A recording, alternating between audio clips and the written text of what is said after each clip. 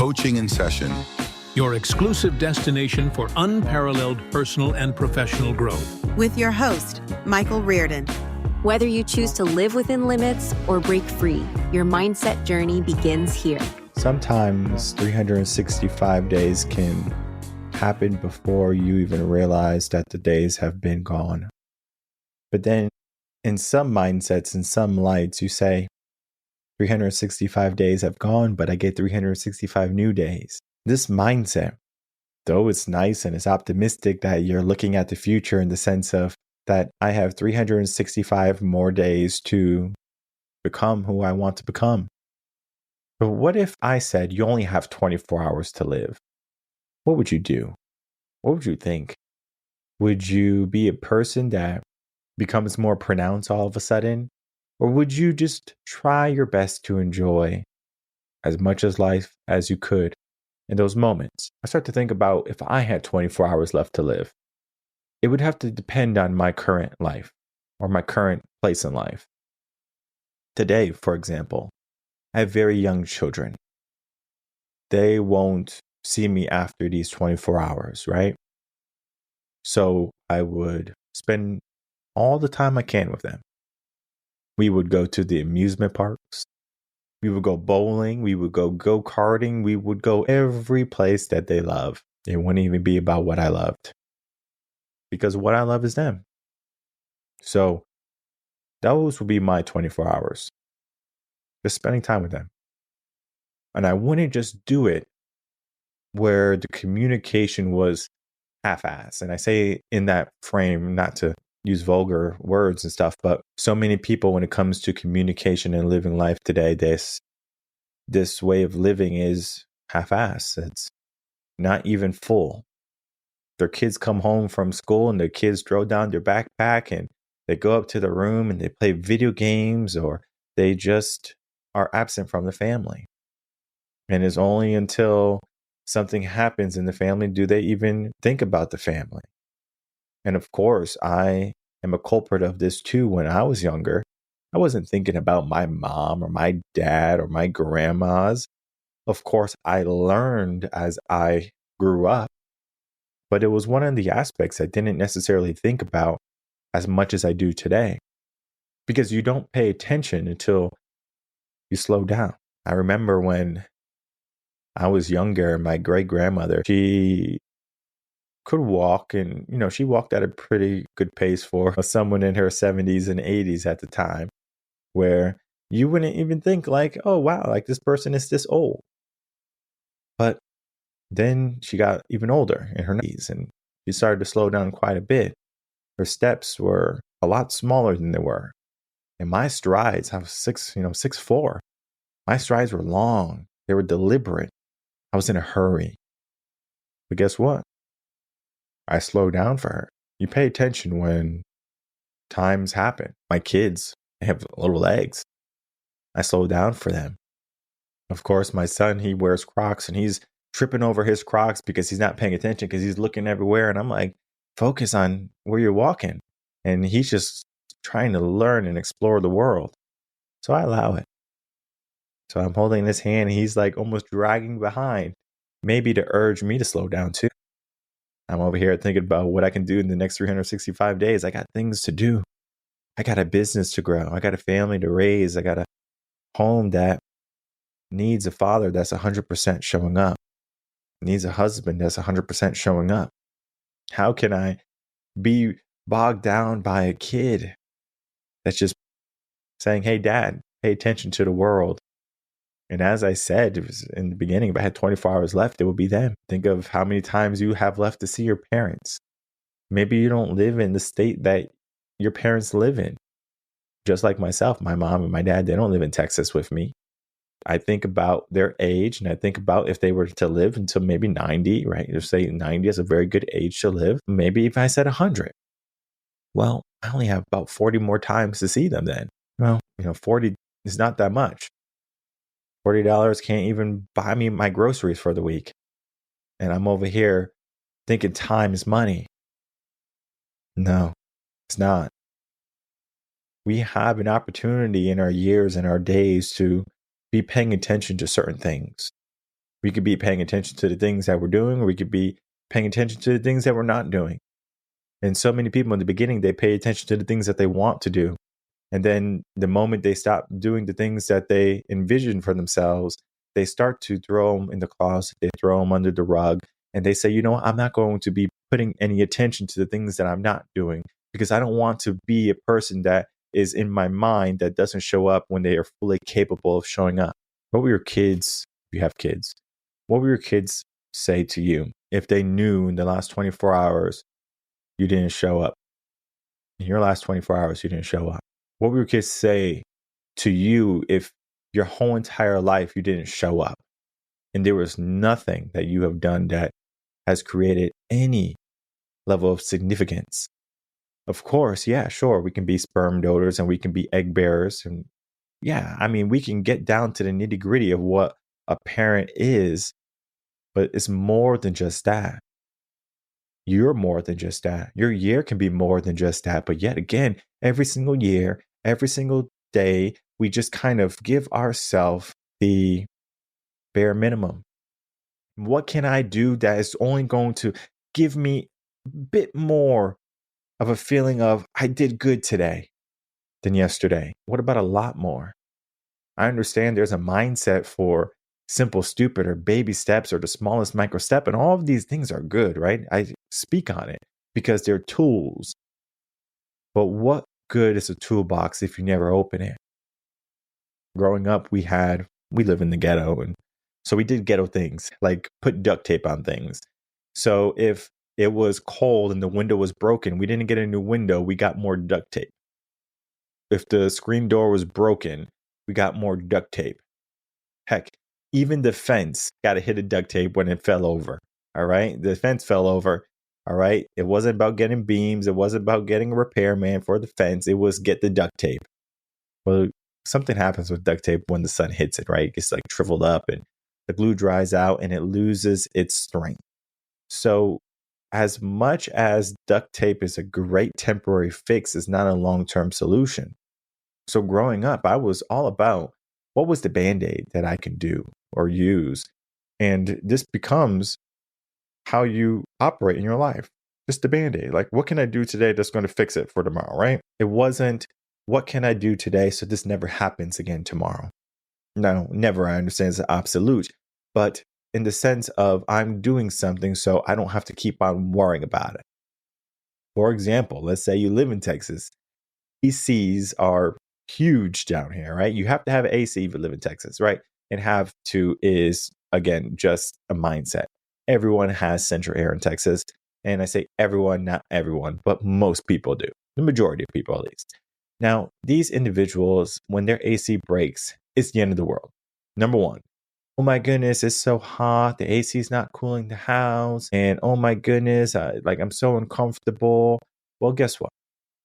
There are people who don't even have a home in Texas, and they're staying in the hot sun all day long. I remember one time when I was out in Texas and I had like a role where I was outside quite a bit, and I was outside in like July and August, and I had the most serious farmer's tan. I thought I was always going to be that dark. And I said, well, I'm going to just have this farmer tan for the rest of my life. And sure enough, I didn't. But during the time, I said, I guess I'm going to have this tan for the rest of my life. And it was helpful at the time because the pigmentation had changed. So it was helping block some of the sun rays and helping protect me from the harsh UV. So I was like, great, this thing that I'm kind of detesting is keeping me protected. But then at the same time, I would love to go into the AC. I would cherish it. I'll go, oh my goodness, this AC feels magnificent. But then the AC broke, right? I can go back to my apartment living days and even my home when the AC broke at the home or at the house, where I was just like, man, it's like the littlest thing can truly make you resent what you have. I remember the AC that I moved into the apartment. The first day I moved into the apartment, it was very close to this time of year as well. I moved to Texas on December 28th, and I moved into my apartment on like the 30th, right? Like around there.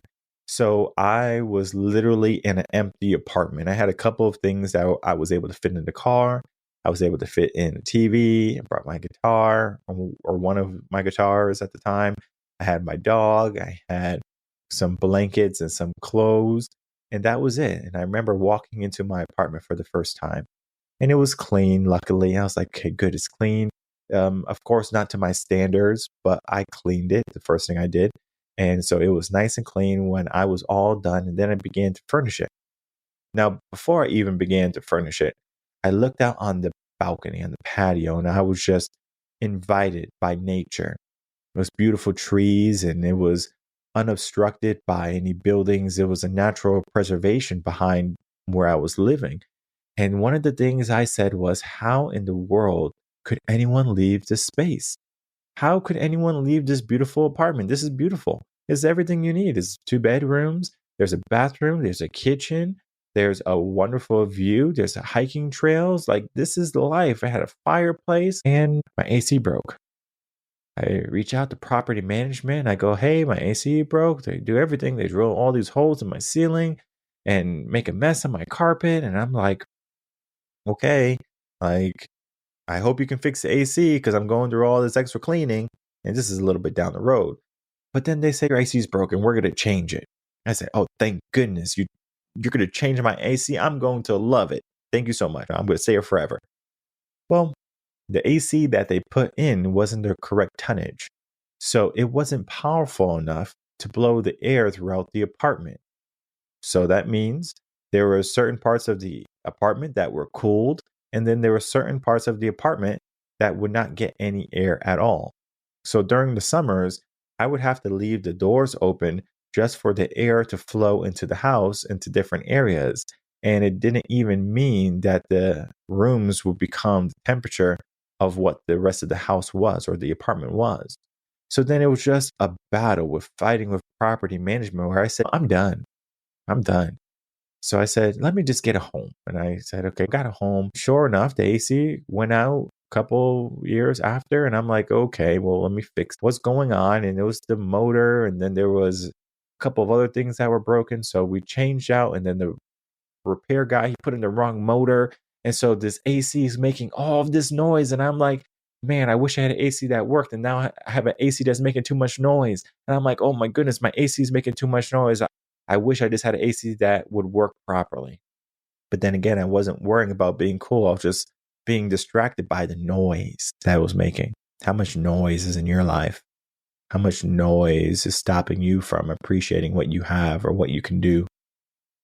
And of course, about 6 months later, I reach out to the company. I finally get a hold of the guy and I say, hey, like, the job you did was not good. I understand it was a hot day when you did this and you just wanted to get out of the sun and you wanted me to have an AC that would keep my house cool, but I'm not just about half-assing a job.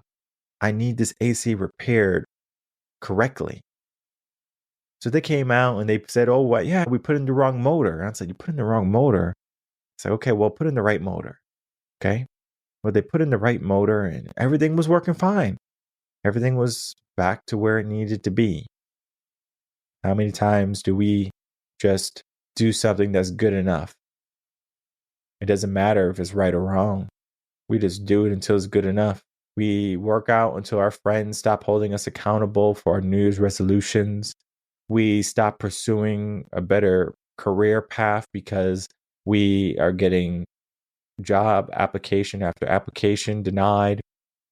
We are trying to start a relationship or to repair our family, and it seems like we're getting disrespected at every moment we open ourselves up. I mean, we can go down the list of all the things that can happen in your life, in your day, in your year, but we say 365 days for something new. I just find it interesting how we give ourselves this idea that we're going to magically change in this next chapter.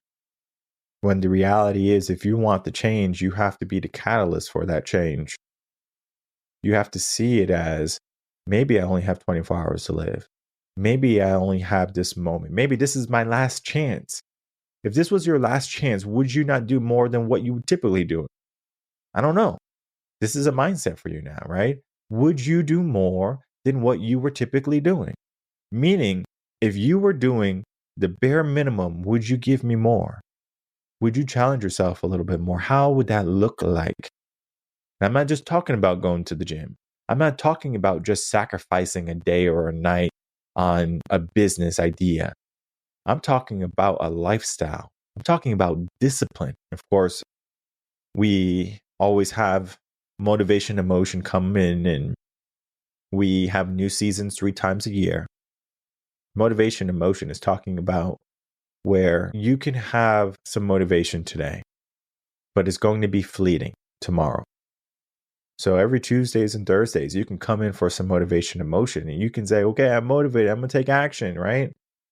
But then again, it's very similar to how maybe you have like a favorite episode or like a favorite show, and maybe there's a lot of episodes, right? Like Game of Thrones. Like Game of Thrones have a lot of episodes, and like The Office, like series like that, like have been going on like 4 or 5 seasons, right?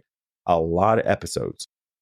Well, maybe you start to watch one of these series, right? And there's 2 trains of thoughts, right? One, I'm going to finish this series because I love it. And then one, I'm going to finish this series because I started it. What's the difference, right? If you love something, you're eager to get it done. Well, if you're not in love with something, then you're going to struggle to get it done or complete it. So instead of being, oh my goodness, I can't wait till the next episode of Game of Thrones, or I can't wait until the next episode of Walking Dead, or I can't wait until the episode of whatever, you're going to say, like, what am I doing? This happened with me in Walking Dead, and it happened in multiple shows too, because I realized how much time I was wasting. And the reason I was watching these shows because I thought I needed to watch those shows because everyone else was watching those shows. So everyone's watching Game of Thrones. Hey, did you watch Game of Thrones? I'm like, no. Okay, well, it was really good. I was like, oh, okay, great. Hey, did you watch The Office? It's so funny. I'm like, no, I don't know what you're talking about. Oh, well, it's a funny comedy sitcom. And then like, you have to watch it. I go, okay, thank you. And so I'm getting all of these ideas from people of how to waste time. And eventually, one day, maybe I don't feel like showing up. Maybe I'm just tired. Maybe I'm sick. Something goes on. Something goes wrong. So I pick up Game of Thrones and I go, whoa, this is good. I like this. This is good. And so I spend 2 weeks watching Game of Thrones. And you might think 2 weeks is nothing. But it was everything. Because it only takes one day for you to stop. I think about people who get knocked down. And they have a choice to get back up. But they don't. They purposely decide to stay down. You know what happens to those individuals? They have a mountain now to climb.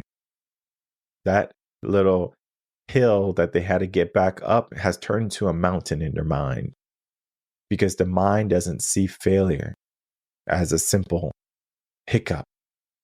It sees it as an obstacle. And the bigger the failure we construe, the bigger the obstacle we have to overcome.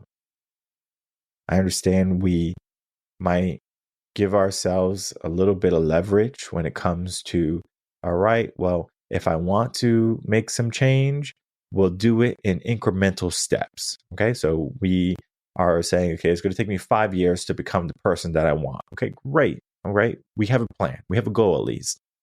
But then again, are we holding ourselves accountable to that goal? Are we making sure that we're doing everything we need to do? And at the end of the day, are we going to say that we built something within the 5 years toward our goal? Because maybe we don't reach our goal exactly. Maybe we don't become successful the way we thought we would. Maybe what we thought we were doing was good at the time, but now it feels wrong. So now you want to pivot. And all of these things are plausible thoughts and maybe even plausible actions. But when it comes to your next move this year, eventually you can back yourself into a corner and you might not have anything else but one more move. There was a painting, and the painting was from like, I think it was like a devil and Jesus or something, right?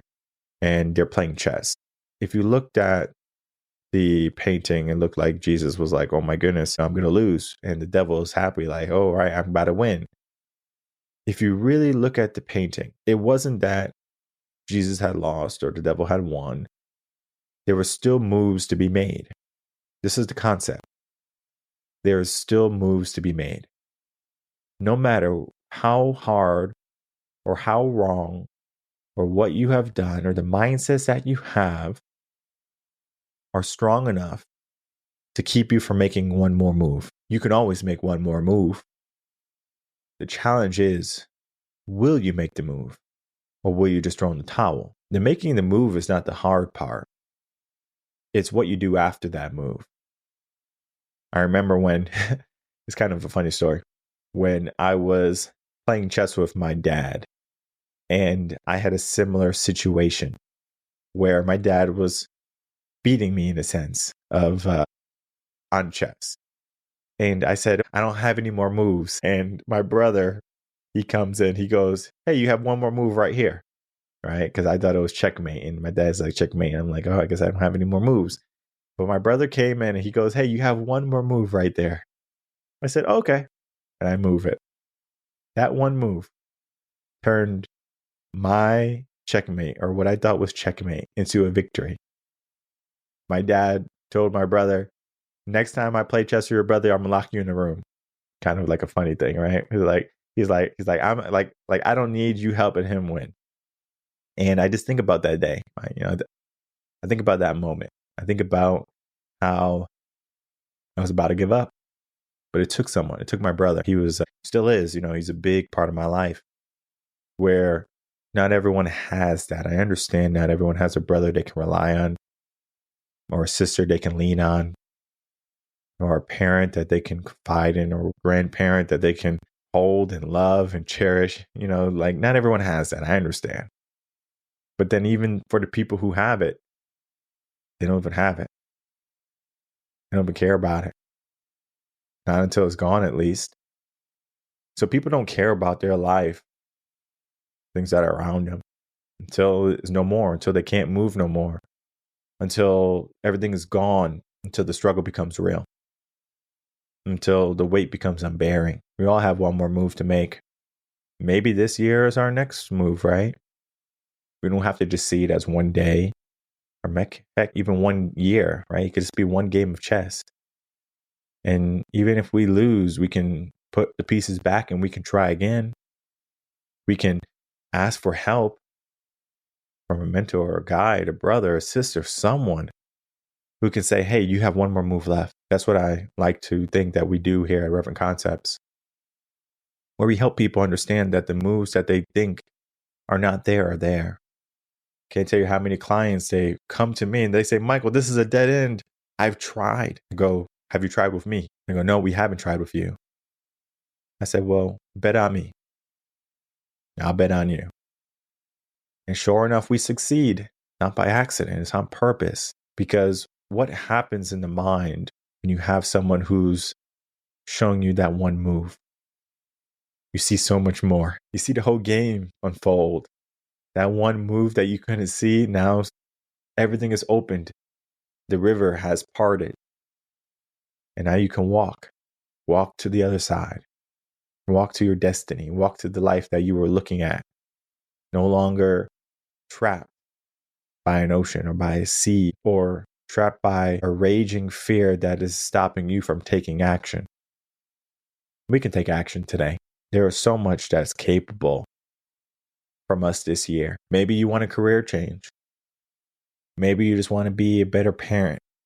Maybe you just want to elevate yourself to a person where when you look in the mirror, you can smile again. I mean, there's just so many options for the mind. There's so many options for you still. So don't count yourself out quite yet. Don't count yourself out of this year. Of course, look at what you can do. Look at what is meaningful for you and what you need to do. Just as my kids are meaningful for me today. And even if I was older and they were in their 30s and 40s, if they had grandkids, you know what I would do? I would spend it with the grandkids. Hell, I would spend it with them if they wanted to. I understand sometimes in their 20s, they're so busy growing up that they forget that you're growing old. That happens quite a lot with parents and children. But then you have to remind yourself of who helped you become who you are today. We cherish those people and we allow them to light the way for us, only one day to burn out. But that flame is not gone. That flame is not forgotten. You carried the urge, you carried the fire that they gave you. Your life today is not for naught. Your life was not just by accident. You didn't get here by happenstance. You got here on a purpose. So we just have to start to live more on purpose. We have to make everything we do on purpose. I understand that being on purpose 365 days can seem daunting. But the more you do it, the better you're going to get at it. The easier it gets. A baby who's learning how to walk keeps on falling over. But the more they practice and the more they fall over and get back up, they become more resilient. And guess what? Before you know it, they're walking everywhere. It's 365 days they're probably walking out of the year. But we don't look at it that way. We only look at if we're falling still, oh, I can't get back up. I'm having a hard time walking. You're not looking at eventually you're going to get to the point where you can just walk effortlessly. What if I told you that you can live almost effortlessly? Not saying that you're not going to have challenges, not saying that you're not going to have troubles, but I am saying that when you do something, it's because you envisioned it. It's because you dreamed it. It's because you wanted it and because you made it happen. So I encourage you, make this year happen. I encourage you to not just allow this new year to be a new year, but for you to understand that this can be the foundation for everything that you're going to build. And maybe you have started to build already, because I already told you, if you start in December, you're going to be in a better place. But maybe you're one of those people who waited, you procrastinated, you said, Michael, I can wait, I'll be okay. If you wait any longer, it's going to be a challenging year. I'm not here to say that you're not going to succeed. I don't want that for you. I want you to win. But at some point, if you find yourself losing, reach out your hand. Contact us, revenconcepts.com. Get yourself a consultation. It's a simple process for you to understand if you're drowning. The only thing you have to do is lift up your hand and someone's going to grab it. They're going to get you that air that you need. They're going to allow you to catch your breath. And then they're going to help you learn how to swim. They're going to teach you how to swim through life, all of the problems, with a finesse that you never knew you had before. There's a power within you. You just have to uncover it.